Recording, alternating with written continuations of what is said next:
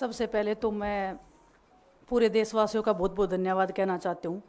आप media persons का भी, क्योंकि आप लोग ही हम लोगों को इतना through out the journey wrestling में आपने सपोर्ट किया है। तो मैं उम्मीद करती हूँ कि मैं आपकी उम्मीदों पे खरा उतरूँ बिल्कुल। और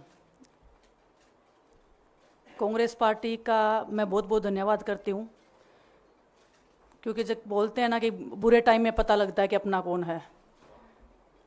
जब हम रोड पे घसीटे जा रहे थे तो छोड़ के बीजेपी को, देश में जितनी भी पार्टियां हैं वो हमारे साथ में थी, हमारे दर्द को समझ पा रही थी, हमारे आंसुओं को समझ पा रही थी। मैं बहुत प्राउड फील कर रही हूँ कि मैं एक ऐसी पार्टी में, एक ऐसी विचारधारा में हूँ जो महिलाओं के साथ हो रहा अन्याय और उनके साथ बुरे बर्ताव के खिलाफ खड़ी है। वो लड़ाई लड़ने के तैयार है, सड़क से लेकर संसद तक। और मैं विश्वास दिलाती हूँ पूरे देशवासियों को कि जो मेहनत, जो लगन से हमने रेसलिंग में काम किया है, हम चाहते हैं कि देश के हर एक नागरिक को जो दर्द, जो तकलीफ़ हमने झेली है, खासकर महिलाओं के लिए, हर एक उस महिला के साथ में हम खड़े हैं जो अपने आप को लाचार, अपने आप को बेबस समझती है।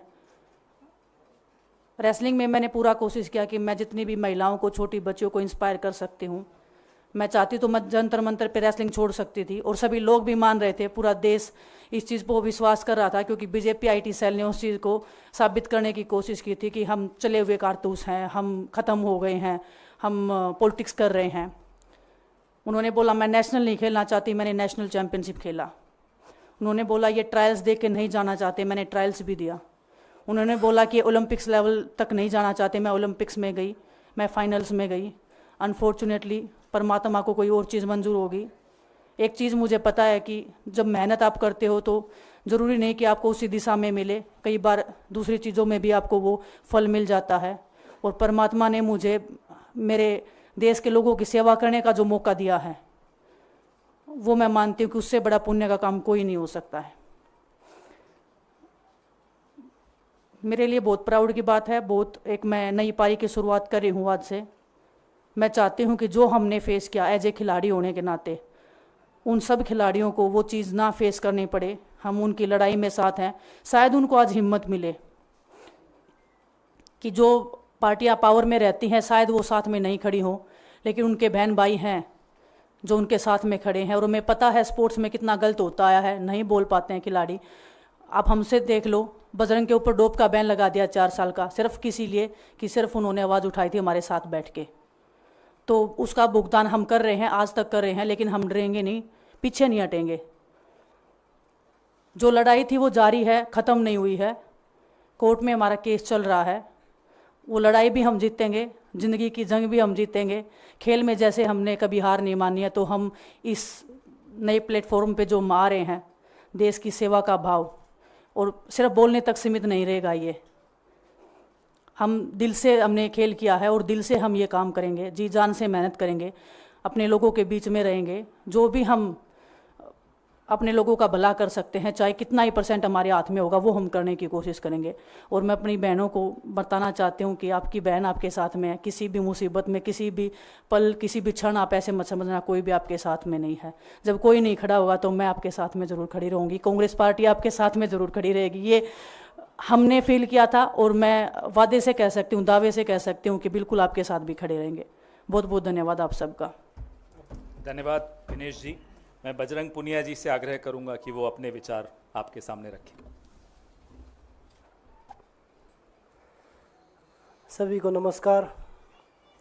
और मैं धन्यवाद दूंगा केसी जी का, हरियाणा के प्रभारी हमारे दीपक बावरिया जी का, अध्यक्ष हमारे उदयभान जी का, पवन खेड़ा जी का, और विनीत पुनिया जी का, और जितने भी कांग्रेस के हमारे लीडर हैं उन सब का, कि हमें विनेश ने बताया कि बुरे समय में हमारे साथ खड़े हुए। जो आज बीजेपी की आईटी सेल बोल रही है कि इनका मकसद तो सिर्फ राजनीति करना था, हमने तो उनको लेटर भेजा था, वो जब भी नहीं आए।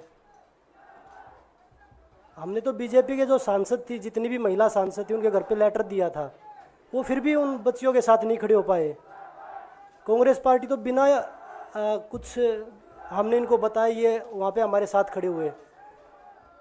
तो देश की बेटियों की जो आवाज़ उठाई उसका भुगतान हम कर रहे हैं। लेकिन ये चीज़ हमें पता लग गई कि जो अत्याचार बेटियों पे हुआ जंतर मंतर पे, उसके साथ सिर्फ बीजेपी पार्टी खड़ी हुई और सभी पार्टी हमारे साथ खड़ी थी। और जो भी आज हम इस पे कांग्रेस पार्टी में आए हैं, मैं धन्यवाद देता हूं सभी का। हम अपनी पूरी मेहनत, जितनी हमने कुश्ती में मेहनत की है, जितनी हमें किसान आंदोलन में मेहनत करी है, जितना अग्निपथ योजना के टाइम पे मेहनत करी है और बेटियों के आंदोलन में मेहनत करी है, ऐसे ही मेहनत करेंगे और कांग्रेस पार्टी को भी मजबूत करेंगे और देश को भी मजबूत करेंगे और ग्राउंड पे रह के काम करेंगे। जैसे रेसलिंग में बचपन से 7-8 साल की उम्र में लगे थे, जब ये पता नहीं था कि हम ओलंपिक मेडल जीतेंगे, लेकिन धीरे धीरे आगे बढ़ते गए, मेहनत करते गए और वो मुकाम हमें मिला, क्योंकि ओलंपिक से बड़ा कोई भी प्लेटफॉर्म नहीं होता। और जिस दिन विनेश फाइनल में गई, उस दिन पूरा देश जोश में था, पूरा जश्न हुआ। लेकिन अगले दिन जो घटना हुई, पूरा देश दुखी था। लेकिन कुछ आईटी सेल थी जो पूरा देश में जश्न मना रही थी, तो ये देश के लिए बड़े दुख की बात है। और पूरे देश को सोचना चाहिए कि आप किन लोगों को सपोर्ट कर रहे हैं। जो देश में खिलाड़ियों के साथ, महिलाओं के साथ, किसानों के साथ, जवानों के साथ जो अत्याचार कर रहे हैं, आप उन लोगों को सपोर्ट कर रहे हैं। तो मैं यही बोलूँगा कि हम मिलके मजबूती से लड़ेंगे और जो संघर्ष की लड़ाई, उसमें हम हमेशा कांग्रेस के साथ खड़े रहेंगे। और जो विनेश ने बोला कि हम हर जो महिला, जो बेटियां, देश की बेटियां हैं जिनके साथ अत्याचार होता है, हम उनकी आवाज़ हमेशा उठाते रहेंगे। खबरों से खबरदार रहने के लिए चैनल को सब्सक्राइब करें और प्रेस करें बेल आइकन।